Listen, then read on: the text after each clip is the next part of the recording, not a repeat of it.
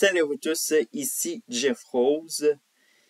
Les travaux parlementaires ont repris à Ottawa au Parlement canadien pour cette semaine et les mois à venir. Mais évidemment, qu'est-ce qui occupait évidemment l'actualité. C'était cette veille de rentrée parlementaire.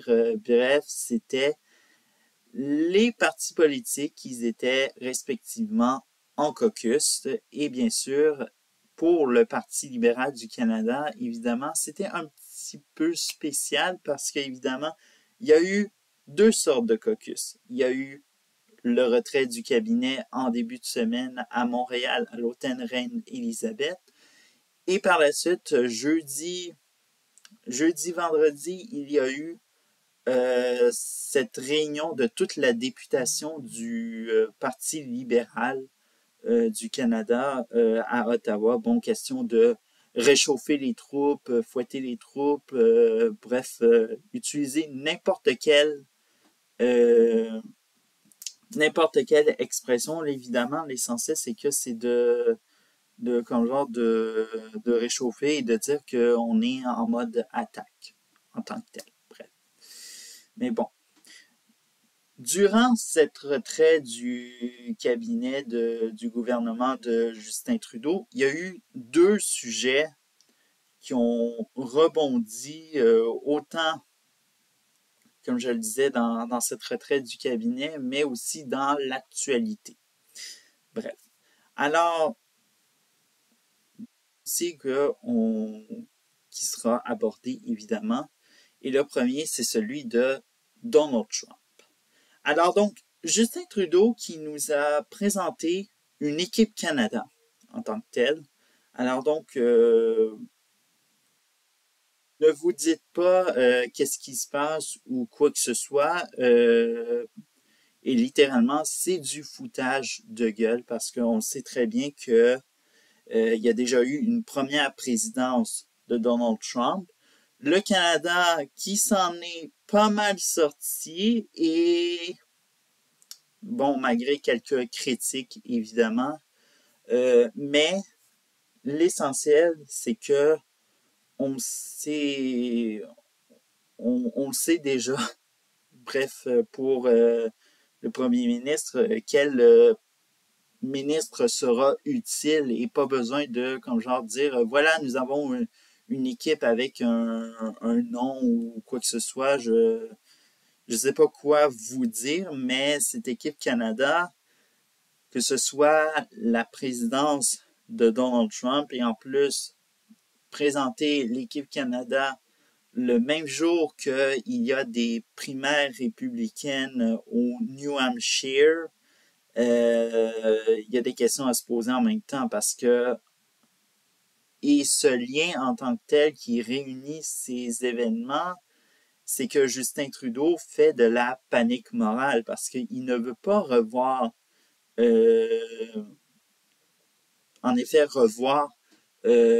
Donald Trump pour une deuxième présidence et il veut toujours maintenir Joe Biden. Et rappelez-vous que Joe Biden, il est très âgé. Alors, dites-vous que ce qu'on voit aussi sur les images sur Internet, ça fait très peur, évidemment.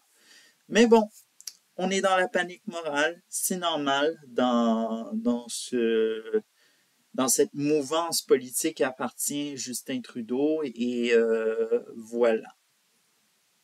Et tout ça. Mais aussi, rappelons que peu importe la présidence qu'il y a aux États-Unis, on a toujours besoin d'une équipe Canada.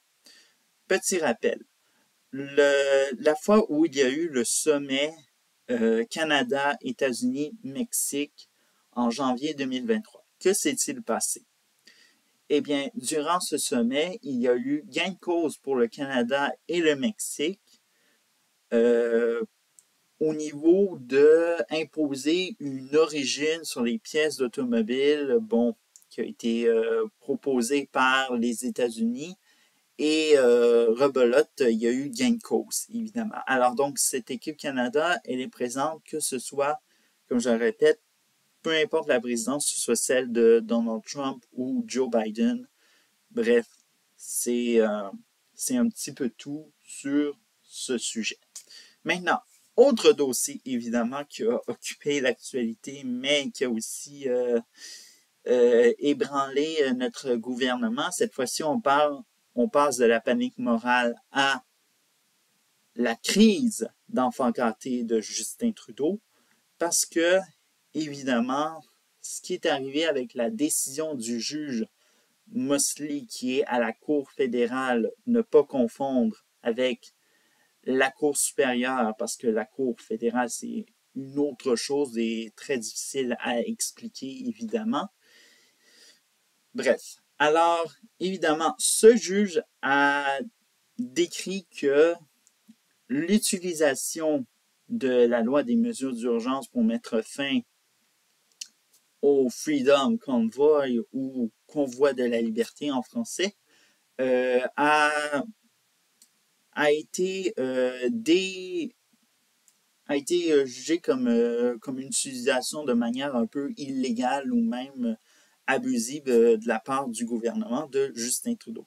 Et que s'est-il passé? Eh bien, Justin Trudeau est allé sûrement pleurer en boule sous sa couverture dans sa chambre d'hôtel du Reine-Élisabeth. Et ça a dû être évidemment Chrystia Freeland, la vice-première ministre, et